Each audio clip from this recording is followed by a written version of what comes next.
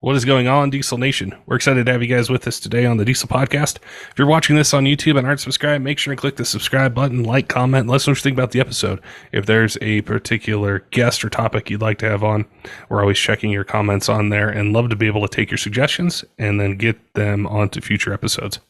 Today I'm going to be joined by Jeremy from Thermo-Tec and wanted to chat with him about turbo blankets, exhaust wraps, also things for the cabin. So if we're doing like a restoration, need to limit the heat in there or a sound barrier. So I'm looking forward to learning more about their company, their products, and ways that we can make our trucks more comfortable. Before we get to it though, I want to give a shout out to one of our sponsors, which is Kershaw Knives. If you go to kershaw.kaiusa.com and use code DIESEL2023, you get 20% off orders over $50 and free shipping. So if you're in the market for a knife for hunting, fishing, EDC, something around the job site, around the house, they've definitely got you covered. They've had a ton of new releases in 2023. So there's a whole bunch of choices for different knives based on like the blade shape, the handle material, different types of steel. So if you're in the market, definitely make sure, head on over, check them out. Use code DIESEL2023 for 20% off and free shipping over $50. All right, let's get to today's podcast with Jeremy from Thermo-Tec and talking about ways we can reduce underhood temperatures and also protect the engine bay. Jeremy, welcome to the Diesel Podcast. Look forward to chatting with you today. I've seen your products for years around diesel trucks and race trucks and tons of different applications, and we've never really covered it on the podcast. So I'm looking forward to learning more about yourself, Thermo-Tec, and then ways to protect our vehicles, what's in the engine bay from heat, and just really get a little bit better performance out of our vehicles. So welcome to the podcast. Yeah, thanks for having me, Patrick. Definitely look forward to sharing all of the info I can with you. If we could start, tell me a little bit about yourself, what you do at Thermo-Tec, and then the company, like the history and how you guys got into this, particular part of automotive, and then, the racing side's huge, but how that has sort of progressed into a bunch of different products that you guys offer.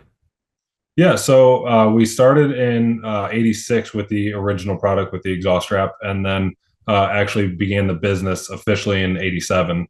And the exhaust wrap was just kind of a way to, we were trying to find, my father actually was trying to find a material to help keep you from getting burned when you were working on something, any kind of car, race car specifically. He had a drag car at the time and trying to keep from getting burned on the headers. Found the material, and then nobody was using it for that kind of application. Started doing some testing and just developed it from there, and came out with the exhaust wrap. And from there, we've been exposed to every different kind of racing and heat issue in any kind of different racing, and developed different products to combat those issues. Myself personally, like I said, my father owns the company.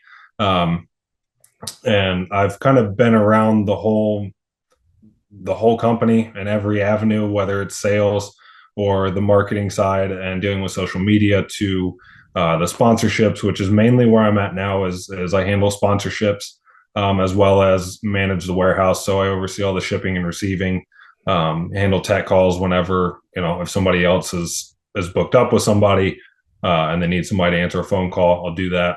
Kind of all over the place. Anything that needs to be done, I can do it, and just try to make the company run as smoothly as possible.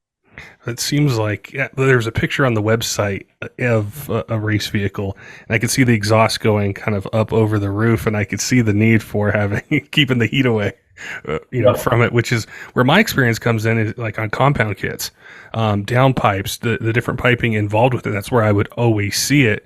And I think that, we think of the heat that a diesel engine generates, whether it's highly modified or even like, the new ones, and how warm they run. So I can see the need to be able to offer products to keep that heat in certain areas or even help with performance. Right. Yeah. Especially the diesel engines, the turbos, and the high horsepower, it generates a lot of heat. So a product like ours is pretty vital to those components, and not only keeping underhood temperatures down, but also keeping heat in the turbo to reduce turbo lag and spool up time, things like that. So if you can keep underhood temperatures down, you keep intake temperatures down, as well as keeping those gases hotter going into the hot side of the turbo, and increasing power that way. So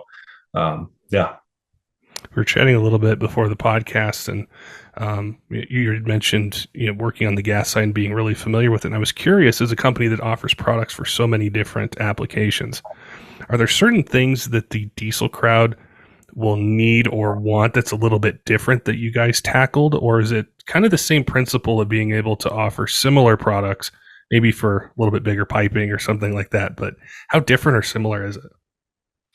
Yeah, I mean, all of our products can be applied in gas or diesel. The only thing that is specific to the diesel would be the turbo covers.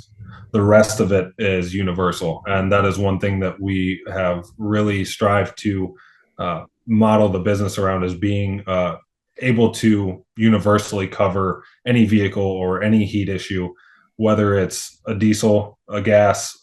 We deal with airplanes, motorhomes, boats, and we even have people that call in about their stoves being too hot next to their cabinets. So we have products that get used in household applications as well. So yeah, if you have a heat issue, whether it's in your vehicle or in your house, we can help.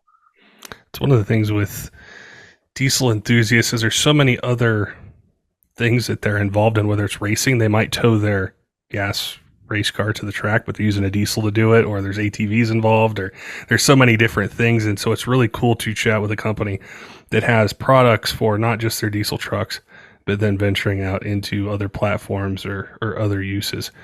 I wanted to chat a bit because, like I said, my being familiar with it or exposed to it, I always thought of downpipes and different piping that's involved in. And my second thought with that was, okay, what if I don't have a race truck? What if I just have a stock or something that's mildly modified? Are there benefits that I can get to a turbo cover, to some of the exhaust wraps, things like that, to be able to help with performance or keep that heat kind of centralized to wherever that pipe is, with all the things that are inside of an engine bay now? Yeah, that's exactly it. You want to keep that heat from radiating out into other components and damaging different things around, and especially with, like you said, the newer vehicles. Um, the the engine bays are so compact with so many different things and different plastics and lines running everywhere that have no insulation on them or anything like that. That, a company like us, we are able to really use a lot of our products to cover different components in a tight engine bay like that. Yeah, it's something that's very vital and very useful, whether, like you said, it's a race truck or a daily driver. And yeah, the downpipe emits a lot of heat, so using our exhaust wrap on a downpipe is pretty vital, as well as using those turbo covers and keeping that heat in the hot side. Something I was just thinking of was the longevity or the heat cycles, I guess is probably a better word, that these components can take. Is there, and this might be a loaded question, it probably is, but like, is there a certain lifespan or a certain time frame that, say this is going to last because of the tremendous heat that's involved in the downpipe, the exhaust pipe, or the exhaust housing on a turbo, all the different parts of it? Yeah, so the turbo covers last significantly longer. They're not, they're kind of up away from anywhere that any kind of rain or dirt or anything that could be kicked up underneath the vehicle get to something like a downpipe. The turbo covers last. There's really a lot of variables at play, obviously, but realistically, if you use them and you're not in a racing application, one of our turbo covers will last the lifetime of your vehicle. If it is a racing application, there again, those variables at play. The harder you run it, the more it's going to abuse that material. So, you can get a couple years out of them. It's not something that you have to replace yearly. You probably get 3-4 years out of a turbo cover if you're racing it. Now, the exhaust wrap would be a little bit more of something that you'd have to replace sooner, being exposed to different elements and things like that. Regardless of what it is, just the exhaust and being wrapped is going to be closer to the ground and things hitting it. So you typically, there again, if it's a racing application, you probably have to rewrap depending on the amount you race. If it's a season long thing all year, once or twice throughout the season, you're going to have to rewrap that whole exhaust system there. The next part that I started to think about when I was looking through your product line was the coatings. And I think like with race season or just racing in general, usually the guys are pulling the engines out, hopefully just at the end of the season, but sometimes at the start. Or I talk with a lot of truck owners who are planning a build and they're doing it, from the ground up. So I started to think about the firewall underneath the truck itself, how close some of the exhaust piping can get to these parts. Can you tell me a bit about the coatings? Yeah, so the coatings are just a spray paint that can handle high temperatures. That's it. There's no thermal quality to them. They're not like a ceramic coat or anything like that. But what we use them for is after you wrap your system, you can then take that coating and coat the wrap, and it'll help kind of seal up the wrap a little bit, add an extra layer uh, of product to the wrap and keep any kind of liquid or anything from being able to penetrate it. And also, some people like the look of their wrap being a certain color. And after a certain period of time, regardless of which of our wraps you go with, they're going to bleach white pretty much from dealing with that excessive heat, like you talked about. So, using that coating, you can kind of bring back that color. The wrap is still going to perform, but that color is going to go away. That's in the fibers themselves. So you can just bring that back and make it look new again without having to replace it. Now, is there a step, say, beyond that with like heat shielding and different things? Because once we address the piping, the turbo cover, use some of the coatings. Is there another step beyond that if we want to, protect components or a certain part of the engine bay even more? Yeah, absolutely. We have our clamp-on pipe shields that you can actually pipe on or clamp on right over that portion of the exhaust where it's already wrapped. Now, you don't want to wrap a system more than once because you can actually over insulate it. If you go with two passes of wrap over it. But that clamp-on pipe shield keeps an air gap, but also keeps the heat that's coming out from that specific area from being able to get through to a component. And then you have other materials like our adhesive backed heat barrier or aluminized heat barrier that can go on the firewall or on other components. You can wrap your battery with our battery wrap. And it's the same material as our adhesive back that's on the outside of that. So you'd be able to shield in multiple different ways to keep heat away. I think one of the things when I think about these trucks being pushed as far as they are, and it doesn't have to necessarily just be with power, it could be with towing consistently, hot shotting, is the safety factor. I think of all the tremendous heat that's there and just so much that is around the piping, the batteries, how close they are. How much of this factors into a safety aspect or just being able to have that peace of mind that if we're generating tons of heat for hours at a time or quick bursts that are 1600 degrees plus, Right. that we don't have to worry about necessarily something else getting too hot along with it in the engine bay.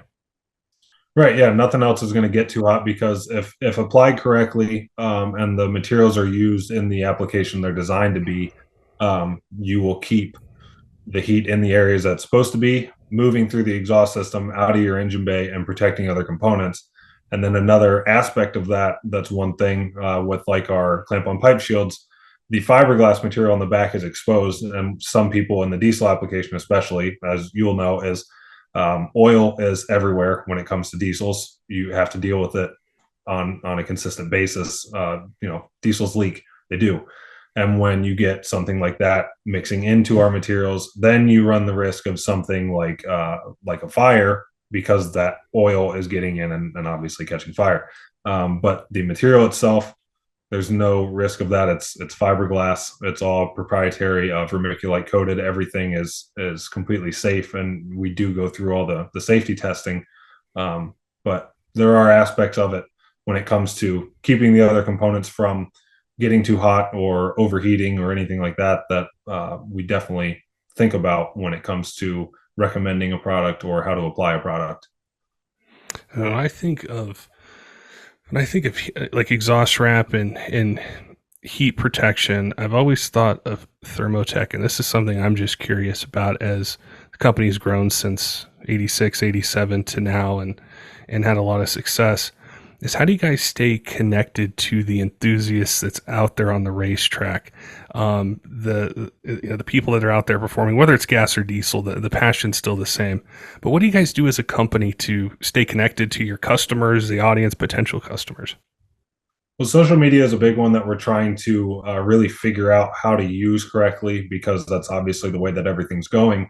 But there are different programs around the country, like Contingency Connection, for instance, is one that runs a lot of racetracks all around the country that we send banners and decals to. And People get discounts if they perform so well a night, or they turn the fastest lap at a track or whatever. They're able to get this booklet and have different contingency packages for different companies, and we take a part in that. And we're always trying to explore and also have people show us different things. We're here to learn as well, of ways that we can reach the weekend racer to the people that are hardcore. Sponsorship with different people, and really supporting the grassroots racer all the way up to the people who get paid to do it on a weekly basis, is something that we try to do, and really stay loyal and provide them with the best product that we can, as often as we can. I think that relationship between the company and the racer or the customer is so important, whether, like you mentioned, they're a weekend racer or a professional that's doing it. And that always catches my attention, because the most successful companies that I've come across, they have that relationship with their customers or their racers across the country. And I wish it was more common. That's the reason I asked you, because I see so much of what you guys do on social media, the website, or just personal people I know that race that use your guys' products.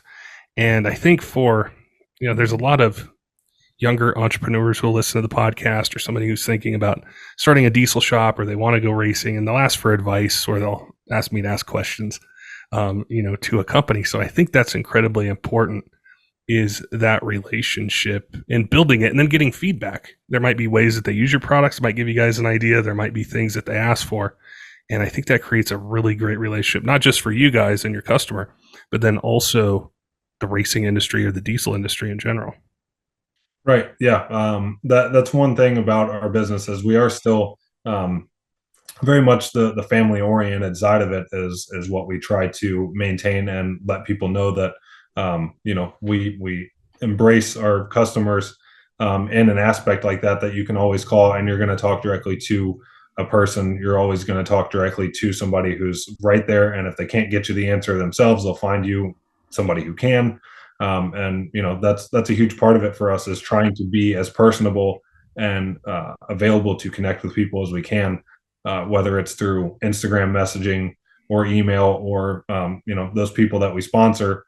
They have my direct cell phone number if they need something overnight, and I live right beside the shop pretty much, so I'll run over there and ship something out or whatever at any hour that they need it. So we try to be very personable, and very connected to our customers as often as we can. One of the things that really grabbed my attention that you guys offer are sound and heat barriers. And I don't know why, but I've always had this goal to have like an older classic truck, and I always think about how I would restore it. And one of the first things I always think about is sound and heat, and just Yep. being able to do that and have that benefit of driving it every day, but being able to put it into the cab itself. Can you tell me a bit about those products, how they're used, how people purchase them, what are the quantities that it comes in, some of the benefits that it has? Yeah, so we have two main products for our sound and heat control. They kind of mirror each other. Our ThermoGuard FR is more of our sound control, or excuse me, heat control, and our suppressor mat is more of our sound control. What we normally recommend is putting down that ThermoGuard first. It's a composite felt material with an aluminized face on one side. You lay that down, you're going to keep that heat from coming in the floorboards and getting to the driver, keep that compartment comfortable. The suppressor mat would actually, I apologize, I misspoke, would lay under that, would actually go on the bare metal itself to keep that noise down.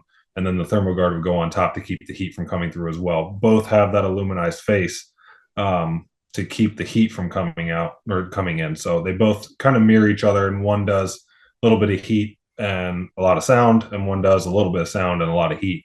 But they're sold in, like I said, a universal is how most of our products, actually all of our products are sold.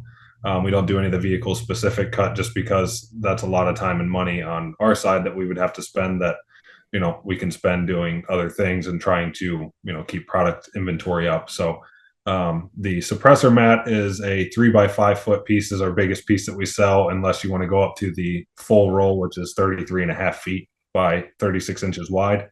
And then our ThermoGuard, those come in either 24 by 48 inch rolls or a bigger 48 by 72 inch roll.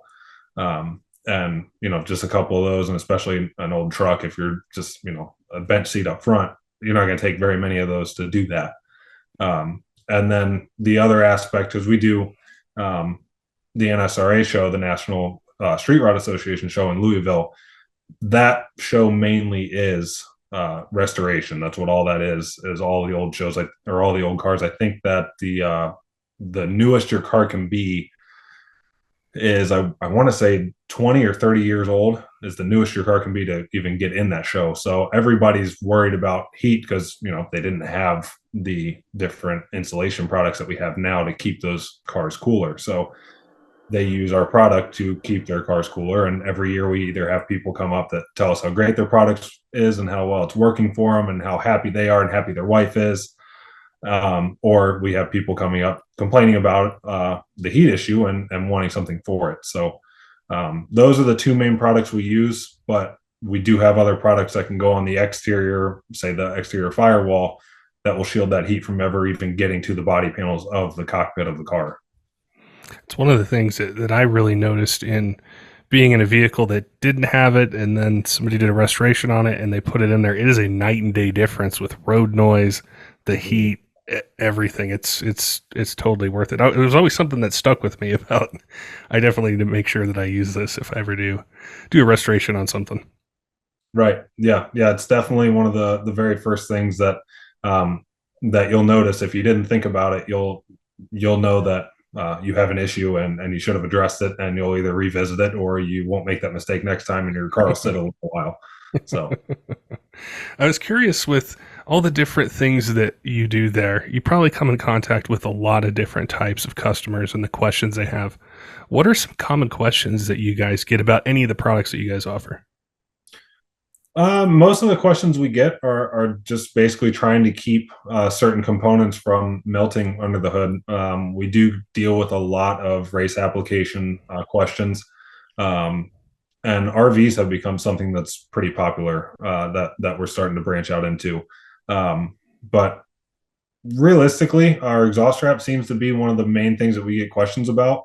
And there seems to be a confusion out there with a lot of people as far as what can be applied to an exhaust system. And, people will go to their local Napa or AutoZone or different stores and buy materials that they think, they read the package and, they may take it a certain way and think, well, I can put this on my exhaust system and it may have adhesive on it. Adhesive with heat, they don't work, especially on something that gets as hot as an exhaust system. So we do have people that'll call in that, somebody from parts counter told me I can put this on. What should I do? So a lot of questions that we get is problem solving, or, what product would I need to fix this problem, or what product would best suit my issue? That makes a lot of sense, because if you're ever underneath your truck and it's been running for a little bit, you only make the mistake once of getting too close to the exhaust pipe because you realize how hot it is, especially the downpipe, which I've done a few times. And it's like you learn real quick, like, I need to do something to keep the heat away from it. But I think that's what's really important, is understanding the specialty that you guys have with it and understanding it, and the history too, with making it and manufacturing it and helping people versus what they may find locally. As you mentioned, in some of the confusion that's out there. So I think buying a specific product that's designed for this is where you can avoid a lot of issues, doing this yourself in your garage or, at the shop or something like that. Right. And yeah, I mean, there are times where a box may read a certain way, or somebody behind a parts counter may tell you something. Our phone number is on everything that we sell. Don't hesitate to call us. And if it's after hours, as we are Eastern time zone, I know you're Mountain time zone.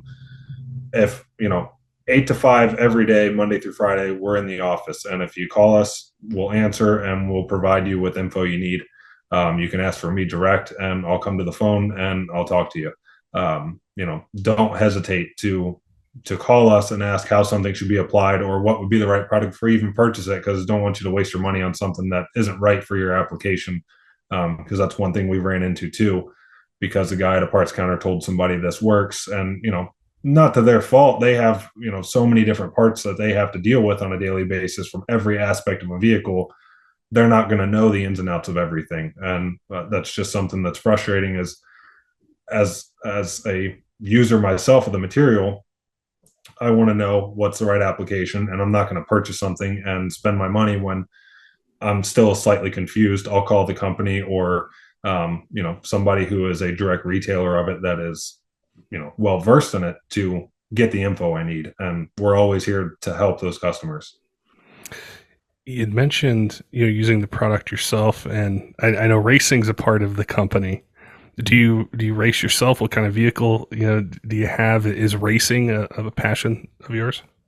Racing has always been a passion of mine.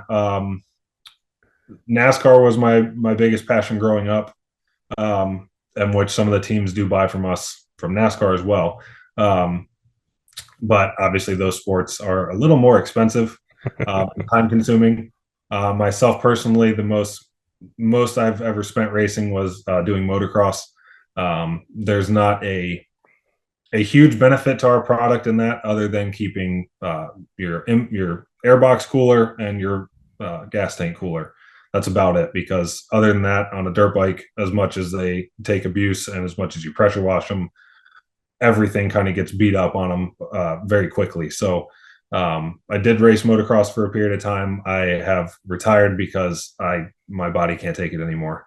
But other racing, I would love to do anything. I did race a super late model on dirt for a short period of time.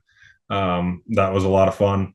But there again, that's a vehicle or a type of racing that it takes a lot of abuse. But there again, our products are still applicable, but they will take a decent amount of abuse. I think NASCAR was my probably first exposure, and it was on TV at first, to racing, and it was really cool to watch. And I loved Dale Earnhardt; like, he was my favorite one, growing up. And then this was a long time ago.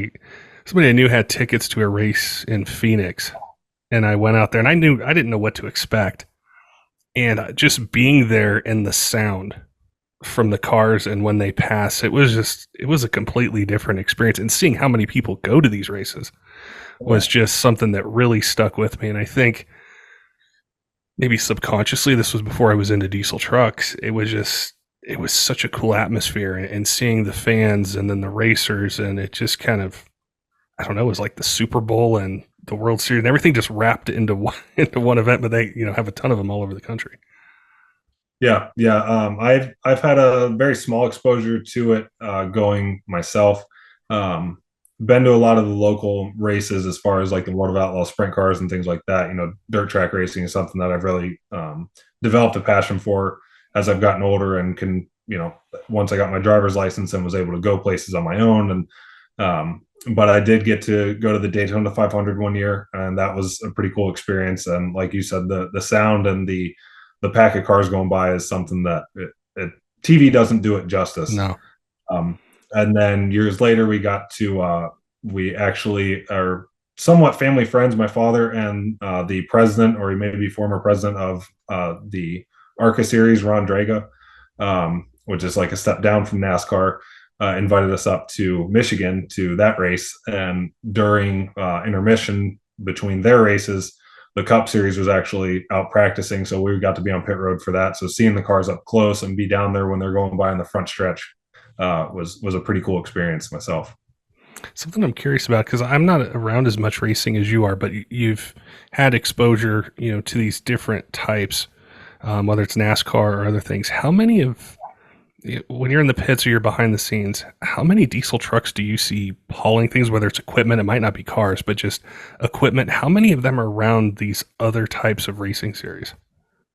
A lot. A lot of the people who are enthusiasts of those sports, they have their own cars and their own racing that they do, and they tow it with the diesel because it makes the most sense for them. Not only the power that the vehicle generates, but everything that they do needs something that can pull, and nothing is able to pull like a diesel. So whether it's the semi haulers that all the teams show up in, or the motorhomes they're camping in, or the people who just show up, especially down towards the southern parts of the United States. Diesel trucks is a huge thing. It is up here in Ohio as well, but down south where the vehicles can stay clean year round and not have to deal with snow and salt and things like that. It's a very big group of people that are enthusiasts of diesels in every sense, whether it's the pro motocross races that I've gone to, the dirt series, the cup series, really anything, professional sporting events of any kind. Diesel trucks are everywhere, and everybody loves them. So that was one of the things I got sort of a crash course in it. Is I grew up in Colorado, and then lived on the West Coast for a little bit, and I would see diesel trucks, and they're pretty popular in the Rocky Mountain region. I think because the elevation, and they just perform better than gas vehicles. But whenever I've gone to the Midwest, it's on a whole other level when it comes to performance. The number of diesel trucks, there's a lot of diesel companies there, and it's really, I think it was one of the most formative things was, going to some of the events out there and just seeing how popular they are, the culture around it. It really helped me understand the passion for diesel trucks, performance, racing, and how people use them. They're used on the farm. They're used for tons of different things. It's totally different than here, and it was really kind of eye opening to see. And it was my first sort of exposure to like the diesel lifestyle, which it really is. There's so many parts that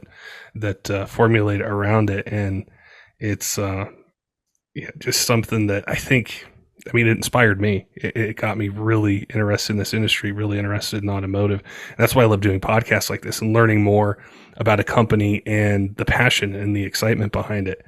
And so it was really cool to chat with you today. And I appreciate your time being able to connect with me and then help our audience understand ways they can protect not just their race truck, but you'd mentioned daily drivers, RVs, other applications. And we use diesel trucks to tow other things or use them in different ways. We don't necessarily have to race them, but to take advantage of some of the products that are out there. Right. And people use them like around us. There's a lot of farmland. So people use them on the farms. People use them to haul trailers. A lot of people have their own landscaping businesses, and they'll use them to tow their trailers around with their mowers and their equipment and things like that. So diesel trucks are definitely very popular and widely used in pretty every aspect of life. So they're a very popular choice of vehicle, and we have the products to help keep them running. If people have questions about your products or they want to connect with you guys, how can they do that?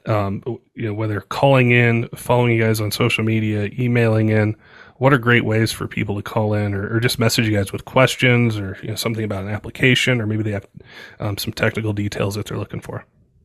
Yeah, so there's a comment section on our website that people can go in and send us a message with their email attached, and we'll respond to them the next business day. You can check us out on any of our Instagram or Facebook. You can give us a call, 1-800-274-8437, or just thermotech.com. But any way that you want to get a hold of us, if you just check out thermotech.com, all the links to everything are on there, our number, all of our social media, and we'll get back to you. And if you need to speak to me directly, put it in the message, and they'll let me know. There's only, I think, 8 of us at the shop, so it's not very big, and there's no hiding. They'll find me, so be able to get a hold of me. Well, I appreciate you taking time out of your day to connect with me, answering the questions that I had, helping me understand more, about the product. And it was something I've wanted to talk about for a long time because it goes hand in hand with so many other products that we talk about on the podcast. And it's, I think, one of those upgrades that it's so important to do, and it can be overlooked sometimes, I think, when people are looking at their build list or what they want to do. But there's so much benefit that you can get for how easy it can be to install it, to put it on, and the benefits. So I appreciate you educating me, helping me understand more, and chatting with us today. Yeah, absolutely. Thanks for having me on. This was a great opportunity, and glad that you reached out to get us on here. Don't forget, diesel fans, make sure and head on over to Kershaw.kaiusa.com. Use code DIESEL2023 for 20% off orders over $50 and free shipping. So it's a great way to save some money, get some really cool gear.